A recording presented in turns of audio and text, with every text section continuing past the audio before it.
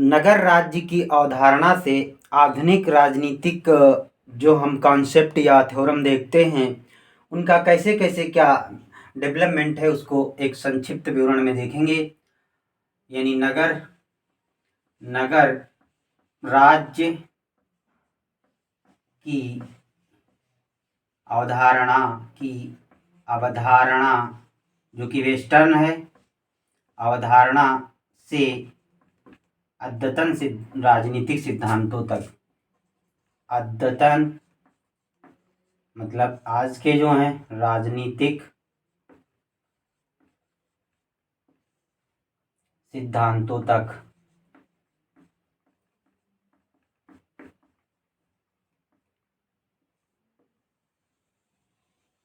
ये जो नगर राज्य की अवधारणा है वेस्टर्न है। आप सबने पढ़ रखा होगा, जो एक देश है यूनान। यूनान यूनान देश, जहाँ के निवासी यूनानी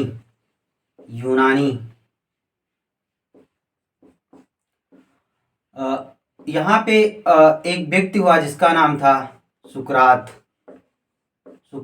वो पहला पॉलिटिकल थिंकर बन के उभरा। इसके बाद इसका एक शिष्य हुआ जिसका नाम था प्लेटो। इसने भी राजनीति के लोग, यानी प्लेटो का आपने पढ़ा होगा कई सिद्धांत, दार्शनिक सिद्धांत या इनका एक दार्शनिक सिद्धांत, जिसमें राजा को उसके कर्तव्यों से अवगत कराया गया है। दार्शनिक सिद्धांत, इनका भी अपना दार्शनिक सिद्धांत है जिसमें राजा के कर्तव्यों की बात कही गई है। दार्शनिक सिद्धांत प्रमुख रूप से देखोगे एक व्यक्ति निकल के आएगा जिसका नाम होगा अरस्तु। अरस्तु वो व्यक्ति है जो राजनीतिक सिद्धांतों के डेवलपमेंट में तो महत्वपूर्ण भूमिका निभाता ही है। साथ ही अगर आप देखोगे तो कई विषयों का ये फादर है। जैसे आपने पढ़ा होगा अरस्तु के बारे में कि जो जूलॉजी है, जूलॉजी यानी जिसे हम जंतु विज्ञान कहते हैं, उसके भी ये जनक हैं। जूलॉजी के भी ये जनक हैं। या बायोलॉजी जो है, जीव विज्ञान, बायोलॉजी के भी ये जनक हैं। या आपने पढ़ा होगा पॉलिटिकल साइंस, जिसकी अभी बात ही हम करने वाले हैं, पॉलिटिकल साइंस, इसके भी ये जनक हैं। या आपने पढ़ा होगा फिलोसफी, दर्शन शास्त्र, इसके भी यही जनक हैं। फिलोसफी के भी ये जनक हैं। या आपने पढ़ रखा होगा साइकोलॉजी के भी ये जनक हैं। इसी प्रकार से कई सारी विषयों के फादर के रूप में इन्हें हम देखते हैं। इस पूरे कार्यक्रम में इनके देखोगे कि इनका भी एक शिष्य निकल के आता है जिसका नाम होता है सिकंदर। यानी अरस्तु का एक शिष्य सिकंदर राजनीति की दुनिया में महत्वपूर्ण भूमिका रखता है। उसका भी आप नाम को पता होना चाहिए, जो विश्व विजयी सिकंदर था। और इसका एक वाक्य है, इसने कहा था, मैं खाली हाथ आया हूँ।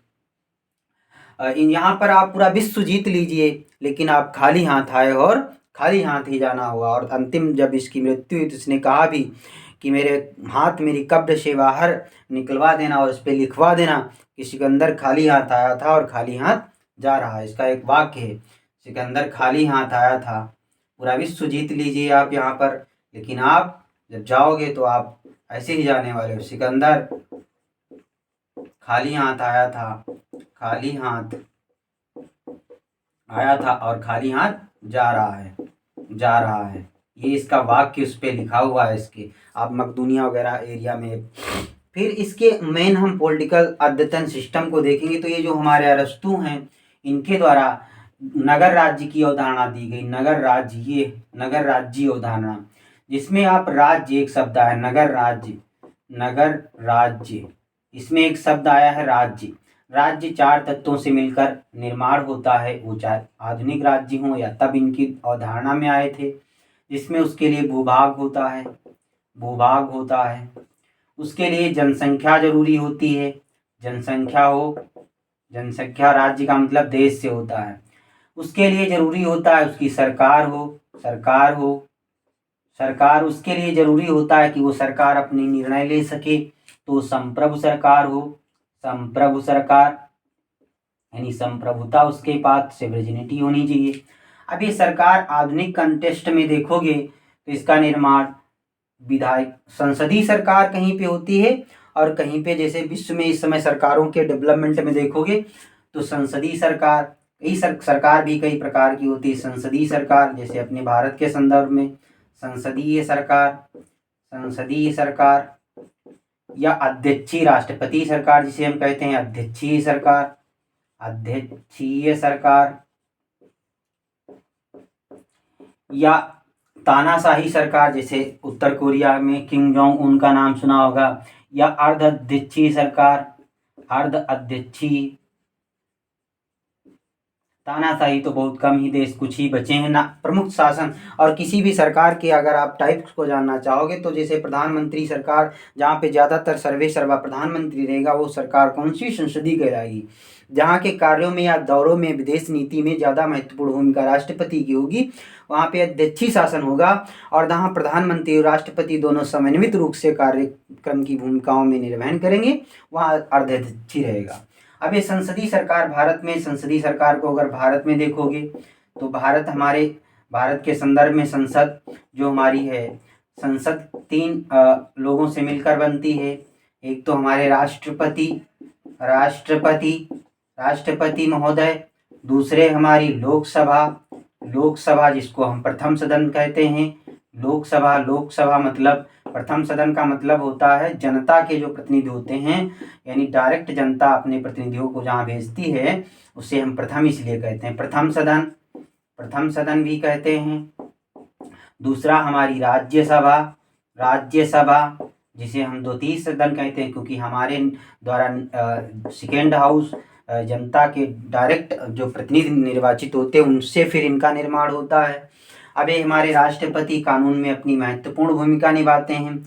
लोकसभा में भी राष्ट्रपति आप देखोगे आएंगे, लोकसभा में MP हमारे आते हैं। इन सब का निर्माण ऐसे अध्यक्षीय में राष्ट्रपति प्रमुख होता है। या संसदीय शासन प्रणाली के अन्य देशों में देखोगे, अन्य देश जैसे संसदीय शासन प्रणाली, तो ब्रिटेन संसदीय शासन प्रणाली का देश है, ब्रिटेन। या फ्रांस को देख लो, इसके पास संसदीय है। अध्यक्षीय में देखोगे तो आप अमेरिका पा जाओगे, अमेरिका में राष्ट्रपति का दौरा आप देखो, राष्ट्रपति ही चर्चित रहते हैं। या रूस को देख लो, वहाँ के व्लादिमीर पुतिन का आपने नाम सुना होगा। अर्धाध्यक्षीय में श्रीलंका को हम लोग पढ़ लेते हैं, श्रीलंका को। इस प्रकार से विश्व की शासन प्रणालियाँ जो आधुनिक आपको देखने को मिलती हैं, ये अब से नहीं, ईसा पूर्व शताब्दी से अरस्तु सिकंदर जब आया था, इनका सबसे बड़ा प्रभावी और सबसे तेजस्वी तेजवान जो शिष्य निकला, पूरी राजनीति में अपना प्रमुख योगदान के रूप में पूरे विश्व में जाना जाता है। ये तब से डेवलपमेंट की अवधारणा आज हमारी आधुनिक राजनीति में भी अपनी महत्वपूर्ण भूमिका निभा रही है। तो ये संक्षिप्त परिचय के रूप में हम लोगों ने नगर राज्य की अवधारणा से अद्यतन राजनीति के सिद्धांतों तक के बारे में जाना।